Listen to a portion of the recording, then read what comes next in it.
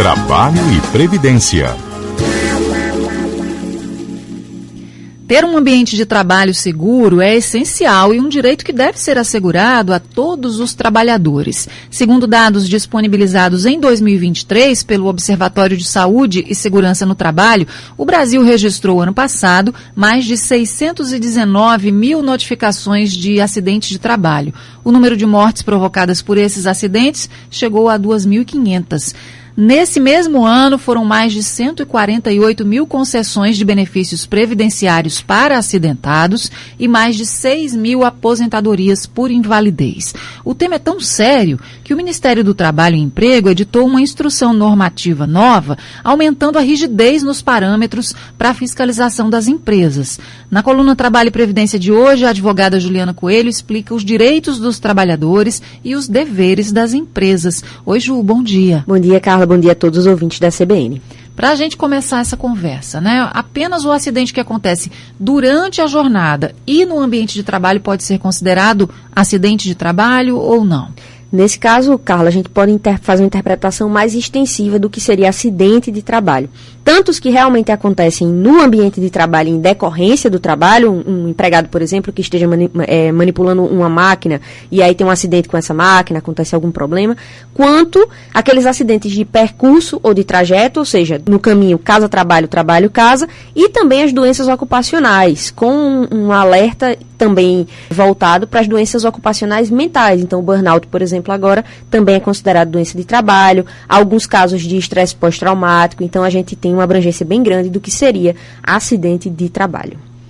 Nos casos em que a empresa fornece o Vale Transporte, mas o empregado por conta própria decide usar um outro meio de condução, uma moto, por exemplo, ainda é possível a configuração de acidente de trabalho?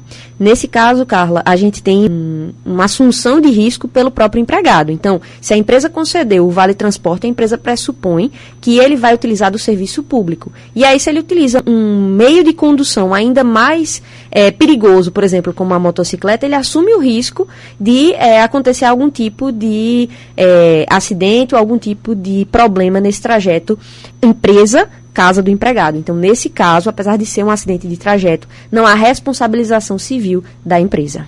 Você mencionou que é possível que seja considerado acidente de trabalho aqueles que acontecem no percurso casa-trabalho.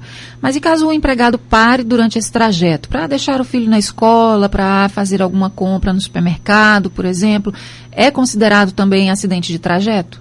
Nesse caso, acontece um fenômeno que a gente chama de desvio de trajeto. Então, só o trajeto realmente relacionado a casa-trabalho, trabalho-casa, é capaz de gerar esse nexo causal do acidente de trabalho.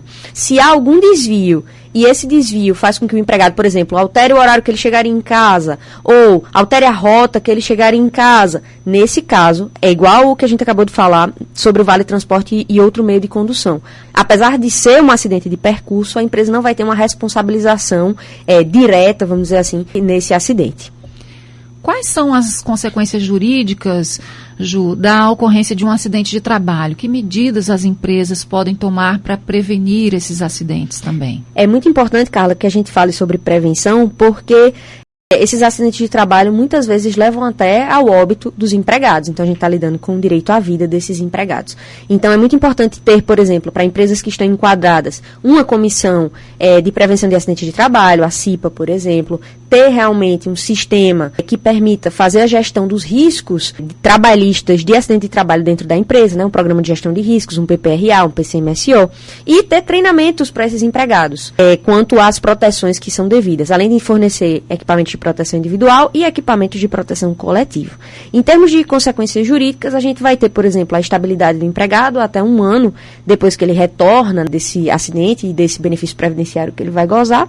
E, além disso, pensionamento vitalício, por exemplo, por parte da empresa, se realmente for constatado um declínio na capacidade do empregado, e até mesmo indenização por danos morais.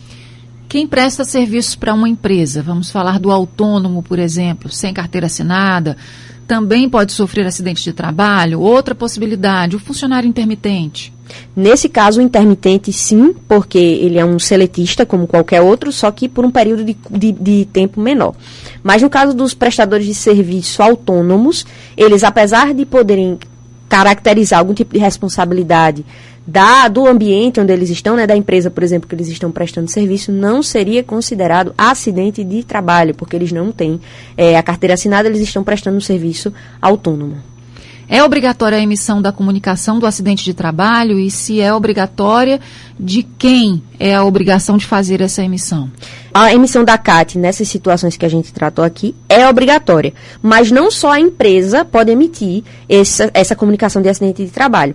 O sindicato pode ser procurado nesses casos, o próprio médico que visualizou aquela situação pode emitir, o próprio empregado. Então, tem uma série de pessoas que podem fazer essa emissão da CAT, e não só a empresa. O empregado não precisa ficar esperando a empresa emitir esse documento. E que tipo de benefícios previdenciários podem ser solicitados por quem sofre um acidente de trabalho? São alguns. O primeiro deles é realmente o auxílio na modalidade, né, de acidente de trabalho, que é o B91. Dependendo da situação, mesmo depois de recuperado, se houver algum decréscimo na capacidade produtiva do empregado, o auxílio acidente. E também pode acontecer, né, em casos extremos, até mesmo a aposentadoria por invalidez também é possível de ser solicitada pelo empregado que sofre acidente de trabalho. Juliana Coelho, muito obrigada. Uma excelente quarta-feira. Bom São João para você. Bom São João, boas festas a quem está nos ouvindo também, Carla.